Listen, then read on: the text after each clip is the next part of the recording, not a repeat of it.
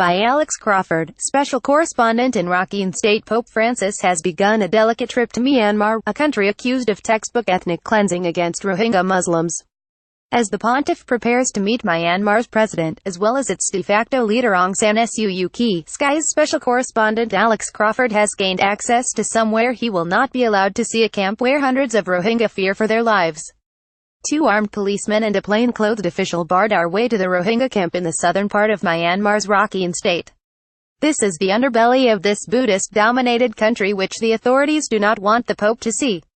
Journalists, both local and international, are very definitely not welcome here. Sky's efforts at getting official permission proved fruitless. Most permission is simply not granted.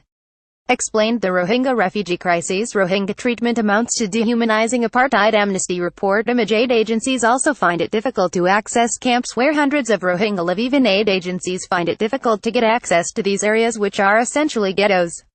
They want to deliver food and medical supplies there. One group told us they have to get around a dozen forms stamped and approved by the Myanmar authorities before being allowed to go inside the camp.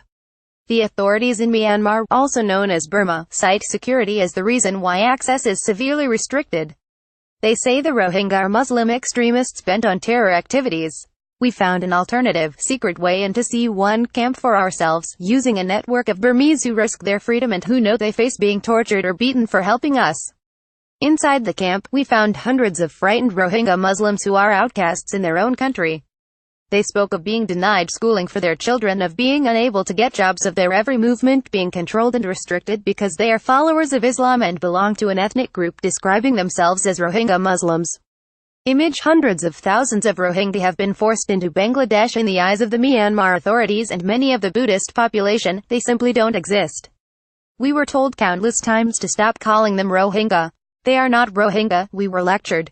There is no such group in Myanmar such as Rohingya Muslims. Instead, the government and many of its nationalist followers prefer to describe them as Bengalis, suggesting they come from neighboring Bangladesh. This is despite them having lived in Myanmar for generations. One man told us we are not allowed into Sitwe, the nearest main town and capital of Rakhine State.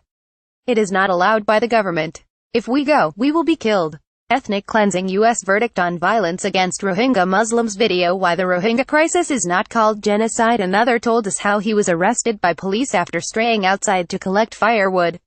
He was beaten and then hauled before the courts, where he was accused of being a terrorist and jailed for 25 months. The camp has several hundred people living in it. Most of them are displaced families who were driven out of their homes in other parts of Rakhine State when the last violence erupted in 2012. Then there were reports of a Muslim man raping a young Buddhist girl. The army employed the same tactics then as they are now, burning homes and driving terrified Rohingya Muslims away. They've been in these camps ever since, living but without freedom or rights. It is what a 2-year-long Amnesty International investigation called a type of apartheid, similar to that employed in South Africa against black people before they got democracy in 1994, but there is little sympathy among Myanmar's mainly Buddhist population. They blame the Muslims for the ethnic violence and many applaud the military for a 3-month-long crackdown which has seen an exodus of more than 600,000 Rohingya Muslims since late August. Video. Special report. Rohingya's exodus. One of the leaders of Mabatha, an extreme anti-Muslim group, told us there's no way the Myanmar soldiers would rape the Muslim women because the Muslim women are too ugly.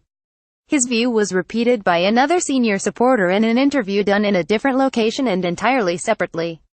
It seems to be a widely held view. One of the Mabatha leaders, Uendra Sekaviwanda, told Sky News the reports of ethnic cleansing were wrong.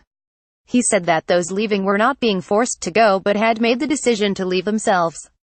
They had burnt their own homes in order to curry sympathy with the international community, he claimed, denouncing the refugees as terrorists and the fleeing thousands as terrorists and the families of terrorists.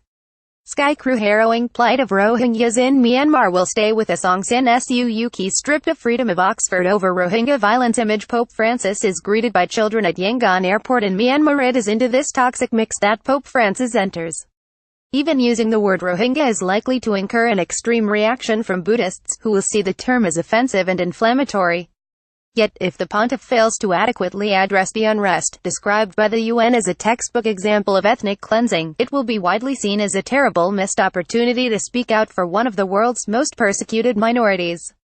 As one of the displaced Rohingya Muslims told us, the Myanmar soldiers want to kill all of us and push us all out of the country. Whether it's ethnic cleansing or genocide matters very little to those enduring it.